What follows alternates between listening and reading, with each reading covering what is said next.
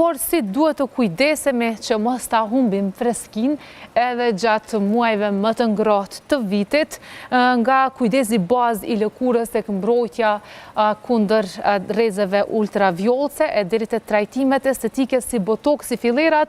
Të gjitha këto do t'i diskutojmë sot me mjekën estetisen Nora Goga. Mirëmëngjes, mirë se erdhe në studio. Mirë se u gjeta, Gonxhe. Kënaqësi të flasim çdo herë dhe faleminderit që je gatshme çdo herë sa të ftojmë për të ndarë këshilla me shikuesit tonë. Po besoj që ndoshta është një diçka që tash të mos verës është shumë e rëndësishme ndoshta më u informu sa i përket mirëmbajtjes lëkurës, po ashtu sidomos pas aplikimeve. Ndoshta janë disa rregulla të cilat duhet me ju përmbajt, ka shumë pacientë të cilët nuk i marrin shumë seriozisht këto rregullat, po me të vërtetë mundet me paraqit probleme shumë mëdha nëse ndoshta nuk i përshtatës atyre rregullave. Për shembull, nëse gjatë kësaj kohe ju trajtoni pacient ose të themi kështu vajza apo dhe burrat që dëshirojnë vendosin qoftë botoks ose filler, a ka ndonjë rregull se si duhet ta mirëmbajnë apo çfarë duhet të bëjnë gjatë kohës kur temperaturat janë të larta? A duhet ta trajtojmë njësoj veten sikurse gjatë kohës kur stinë tjera temperaturat janë më të ulta? Gjatë verës, pra kur temperaturat janë më të larta, gjithmonë duhet me pas kujdes shumë atë shtuar, sidomos pas aplikimit, po ashtu edhe para aplikimit, sepse ka shumë pacientet të cilat vinë direkt prej solariumit ose direkt mbas plazhit. Unë për veti nuk e preferoj sepse lëkura është e irrituar nga rrezet e diellit, duhet paktën 3-4 ditë që të qetësohet, të kthehet në normalitet e pastaj të bëjmë një aplikim. Mirë po, një diçka shumë e rëndësishme është edhe mbas aplikimit, për shkak se prej nxehtësisë e dim që ajona apo edema është më e madhe, skuqja apo eritema është më e madhe, prandaj duhet me pas kujdes. Asnjëherë mos më ekspozu direkt në diell pas aplikimit. Unë për veti i preferoj pacientët që 24 orët e para pas aplikimit asnjëherë mos më ekspozu në diell direkt, se shumë shpesh është ajo pyetja, po unë me shku në shtëpi ose me udhëtu deri në Gjakovë ose në Pej, ajo është normale, pas aplikimit keme fut vetur, keme shku, mirë po jo me dalë dhe me marrë rrezë dielle apo me pi një kafe direkt në diell. Adin kjo është ajo ndoshta që duhet me nda prej asaj se si me pas kujdes pas aplikimit. Për këtë arsye është më mirë që me kry këto trajtime ndoshta para verës? Jo, në fakt se tash e dim që vinë edhe këta mërgjimtarët dhe nuk është e pamundur ndoshta gjithë ata me kry trajtimet vetëm para verës, se po të kishin ashtu vera për neve kishim pushim komplet, po pikërisht tani është pjesa më e madhe e aplikimeve, mirë po vetëm duhet me qenë në kujdes të shtuar. Ka shumë pacientë të cilët pyesin po nesër ka me shku ndoshta në det, momentin që të paktën kalojnë 10 orë, 14 orë, atëherë nuk është shumë problem, po i rekomandohet pacientit që edhe të nesërmen me pas kujdes nga diellit. Më pas vazhdon normal. Nga diellit duhet me pas kujdes, edhe nëse kemi bërë ndonjë botoks, filler apo trajtim ndryshe nga këto, është shumë e rëndësishme që gjatë tyre ditëve të ngrohta të kemi kujdes për lëkurën tonë. Po, gjithmonë. Unë për veti gjithmonë ju preferoj pacientëve që përdorimin e SPF-it, që është një etapë shumë e rëndësishme e aplikimit të kremrave. Mirë po SPF-i nuk përdoret vetëm verës, nuk përdoret vetëm kur ka diell, mirë po përdoret edhe në ditët me shi, edhe në ditët e vranta. Është shumë e rëndësishme për shkak se ndim që rrezet ultraviolete ndahen në rrezet UVA dhe UVB, janë ato rrezet e cilat edhe në ditët me shi na plakin lëkurën. Pikërisht atëherë ndoshta është koha që duhet me patjetër me u vendos SPF-i, mirë po SPF-i ne e dim që rekomandohet jo vetëm një herë në ditë, po ndoshta çdo 3 orë, po për neve femra që vendosim make-up është pak e pamundur kjo pjesë, mirë po të paktën një herë në ditë gjithsesi. Mirë po kur jemi ndoshta në det, duhet më reapliku çdo 2 orë, 3 orë patjetër, në mënyrë që të mos ta lëm lëkurën të thahet dhe po ashtu të na shkaktohen rrudhat e reja. Nora, ne shpesh kujdesemi për lëkurën tonë me tretmane ndryshme, qoftë filler, botoks apo edhe të tjera, pastrimet fytyrës, krema që ndoshta mund të jenë të cilësisë të lartë dhe të kushtojnë shumë, por harrojmë që duhet kujdesemi për lëkurën tonë edhe nga brenda. Sa është e rëndësishme që ne të ushqehemi mirë, që ajo bukuria e lëkurës të jetë të vjedhë nga brenda, pra jo vetëm nga ato që ne i bëjmë për to jashtë? Unë mendoj që nështë një cilësi e mirë e lëkurës, ndoshta shkaktori kryesor, është vjen pikërisht nga brenda, pikërisht nga ushqimet që ne ham, pikërisht nga gjumi që ne bëjmë dhe konsumimi i ujit. Unë mendoj që janë këto tri ndoshta shkaktorët kryesor që pse një lëkurë është më e plakur dhe një lëkurë tjetër është shumë më e re. Edhe pa mirëmbajtje të aplikimit të fillerëve apo skin booster apo botoxit. Kjo ndoshta është pjesa më e rëndësishme për çdo njeri, sidomos konsumimi i ujit. Po ndoshta janë tri gjëra të cilat nuk mundem me i ndonë, që ose më thu se cilën e zgjedh, kisha thonë që shkojnë të trijat bashkë pako. Sigurisht, sepse duhet të mirëmbajtje edhe nga jashtë, por unë thash... Gjithmonë edhe përdorimi i kremrave të ndryshme me acid hialuronik, me kolagjen, shumë e rëndësishme përdorimi i vitaminës E, vitaminës C, të cilat gjithmonë duhet me u apliku në lëkurë, qoftë në mëngjes, qoftë në mbrëmje, sepse ka pacientë të tillë që ndoshta nuk e mirëmbajnë as pak lëkurën e tyre në ditët në përditshmëri, edhe pastaj vjen edhe thotë unë po du një fillar, unë po du me u bë me u ndryshu shumë shpejt. Të ketë ndryshime dhe aplikime të këta persona që ndoshta nuk kujdesin asnjëherë për lëkurën e tyre gjatë përditshmërisë, po kërkojnë me një botox apo filler mrekulli në fytyrë? Në fakt, unë gjithmonë këtyre pacientëve ju rekomandoj që me fillu rutinën e tyre të përditshme.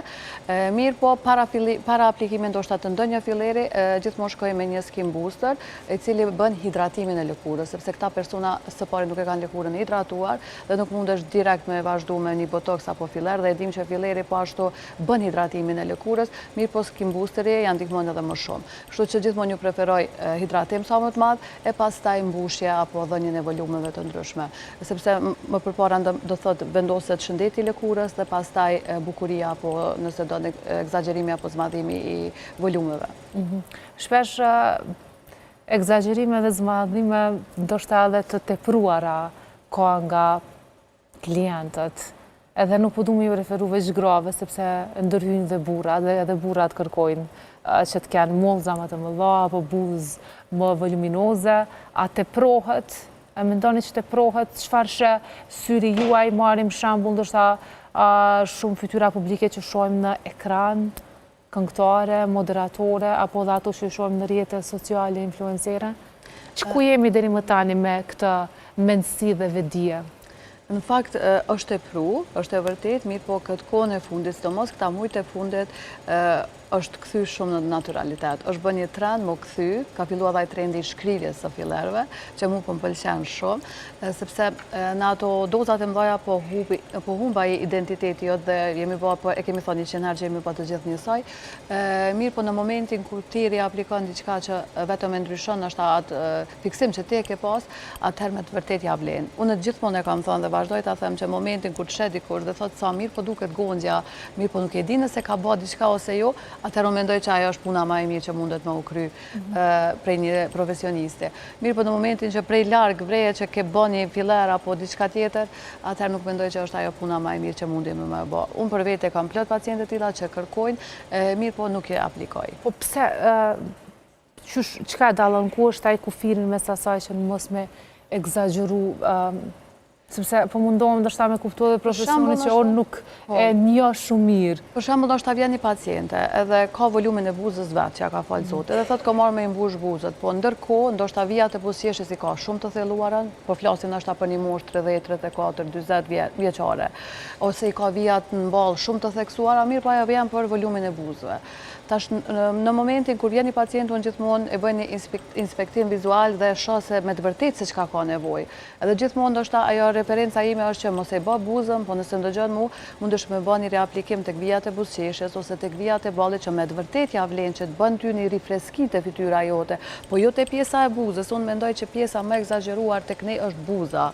Momentin kur ti bën një mbushje të tepruar të buzës, edhe nëse s'ke prek asgjë tjetër në fytyrë, gjithë kanë me thonë ti e mbushur komplet, sepse ta jep atë ndjesim, buza e ka atë që ta jep. Kjo pjesa e dark face është shumë e famshme, sidomos në profil, nëse e shohim një pacient ka një filler të tepruar, vrehet shumë ajo pjesa e dark face. Kështu që ajo mua nuk më pëlqen. Momentin që ti ndoshta ke bërë një injektim diku tjetër në fytyrë, mirë po buzën e ke ashtu siç duhet dhe në parametrat e duhuna, nuk besoj që bie atë shumë në sy.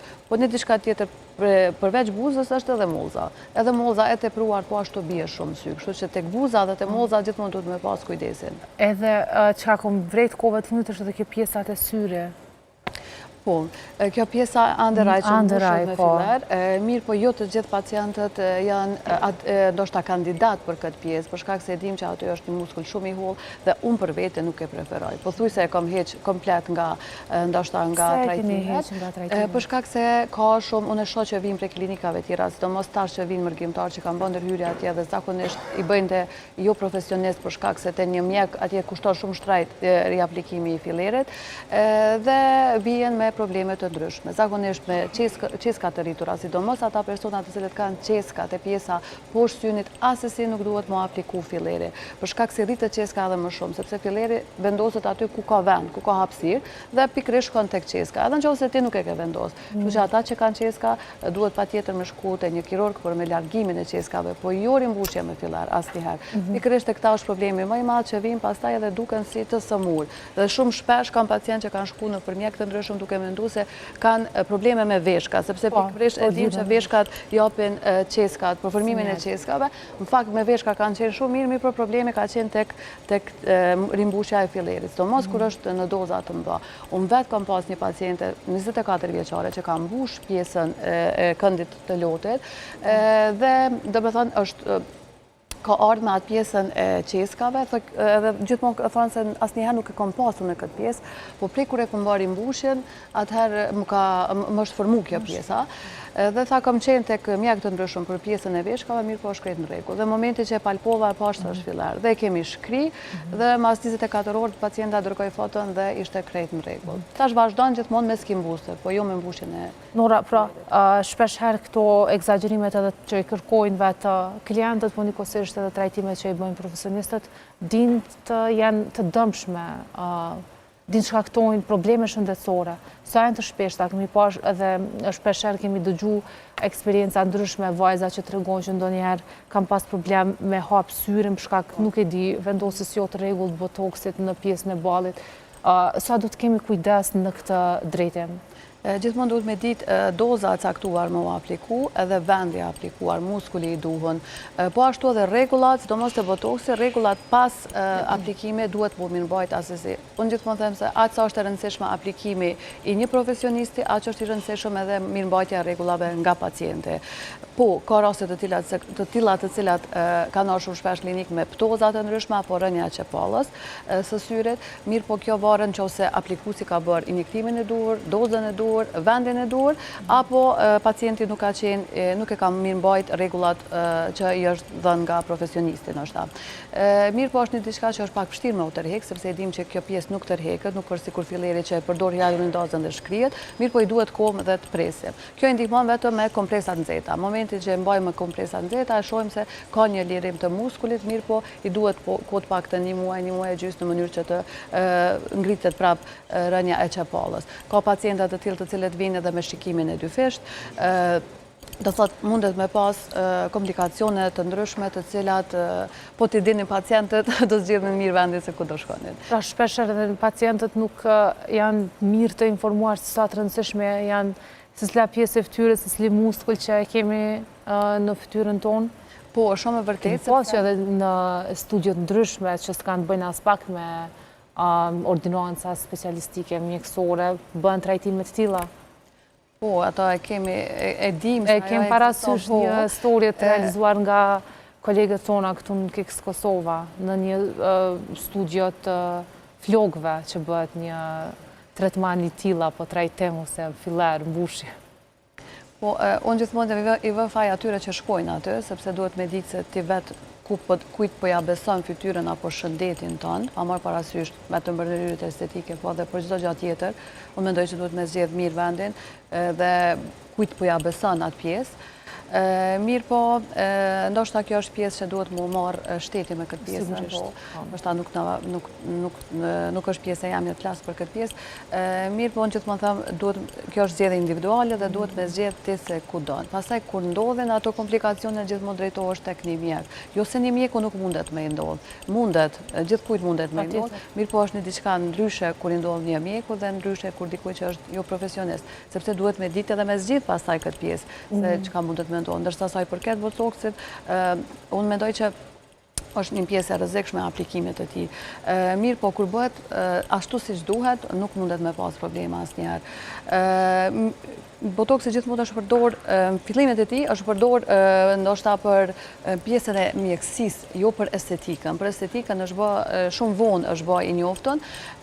Për shembull tek ata persona të cilët kanë pas fshikëzën urinare hiperaktive, tek ata persona që kanë pas probleme me strabizmin, tek persona të cilët vuajnë nga bruksizmi, ne si stomatolog i trajtojmë shumë shpesh pacientët të cilët vuajnë nga bruksizmi apo shtrëngimi i dhëmbëve, i ju ndihmon shumë sepse bëhet aplikimi në muskulin maseter i cili relaksohet dhe nuk e lejon shtrëngimin e dhëmbëve gjatë natës, sepse gjithmonë vjen pacienti me atë ndihmën që me atë kërkesën që unë gjatë natës po i shtrëngoj dhëmbët shumë dhe kur po zgjohem mëngjes kam një lodhje të paparë të nofullave. Dhe kjo është një diçka që ju ndihmon me të vërtet shumë, apo sa i përket pjesës së migrenës. Pra nuk aplikohet vetëm për bukuri botoksi. Jo, është shumë e vërtet tek ata persona të cilët vuajnë nga migrena që kanë ndikim super të mirë.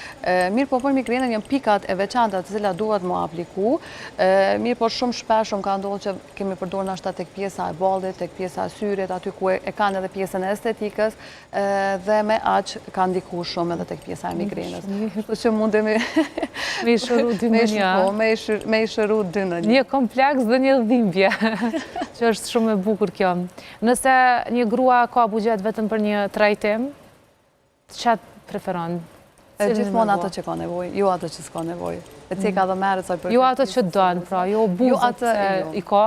Unë mendoj që ne duhet me qenë ata që me i tregu pacientit, sepse jo të gjithë janë të informuar për këtë pjesë, jo të gjithë e dinë se si mundet me u dok ndoshta ajo pjesë, nëse vjen një pacient dhe thotë unë du 1 mililitër filar tek buza, mirë po e ka buzën e shkurtë, të ngushtë, nuk ka mundësi, s'ka shanca me u vendos 1 mililitër filar me një seancë, dhe ne duhet me qenë ata që me i thonë jo, kjo është shumë për ty, po është një sasi shumë e vogël që duhet me u përdor, sepse është shumë më mirë me shku gradual se sa gjitha për njerë, sepse ne si popull jemi që duam një ndryshim aty për aty, me u dok me njerë wow, mirë po është një diçka që duhet me shku gradual, në qoftë se nuk do me rreziku shëndetin, edhe në qoftë se nuk do me pas probleme dhe pastaj me shku me shkri fillirin e me rimbush prapë. Se gjitha ato janë kosto për pacientin, po ashtu përveç kostos edhe dëmtim për shëndetin. Patjetër. Nurat, faleminderit shumë që ke qenë së bashkë me ne, që nda gjitha këto këshilla me shikuesit e programit tonë. Shumë sukses dhe çdo kënaqësi sa të kemi në studio. Faleminderit shumë. Besoj që sa do pak ndoshta janë informu pak a shumë, edhe pse kjo pjesa e fillerëve, kjo temë ndoshta stërfolet gjithmonë shumë, po me të vërtet ka shumë nevojë, sepse ka të tillë shumë që nuk janë ende të informuar, kështu që po besoj që është një temë shumë e qelluar. Faleminderit shumë për ftesën. Faleminderit, kënaqësi çdo herë. Pas kësaj bisede me Nora Kogën,